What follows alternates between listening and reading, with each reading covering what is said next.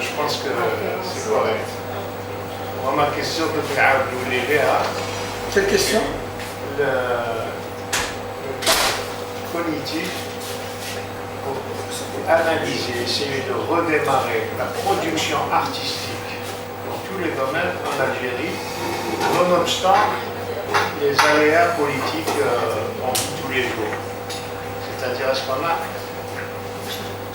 est-ce qu'on peut produire un projet pour une Algérie future, pour une société à laquelle les gens peuvent adhérer.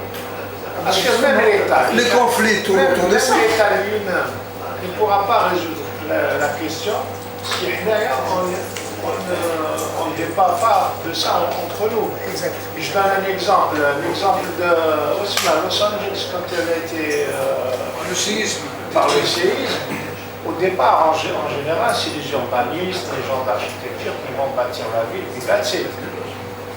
Avec le choix, bien sûr, de l'emplacement de la ville au niveau urbanistique pour des tas de raisons, entre autres les ordures.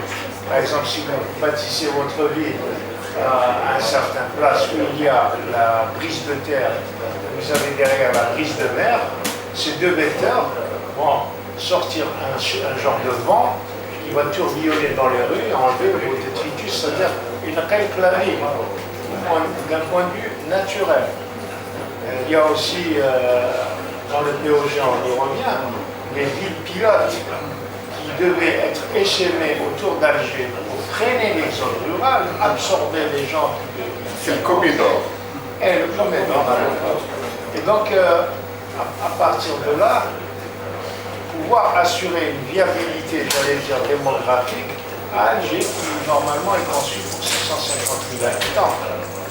Maintenant, tel est le problème de la Casbah. Je reviens parce que moi, c'est j'habite la Casbah, j'adore la Casbah, et puis quand j'y vais, si j'ai envie de brailler seulement, c'est pire que ça. J'ai envie de sortir dans la rue et de dire pas la tête.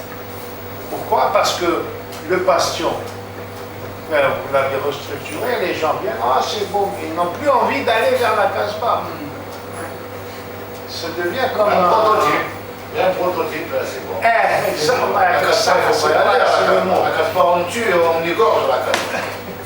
Fais attention, hein, il y a un prototype. Il y a le prototype, en plus, même l'histoire qu'on raconte sur le bastion, elle est tronquée quelque part. On raconte sur le bastion 23. Non, c'est une très mauvaise restauration. C'est horrible.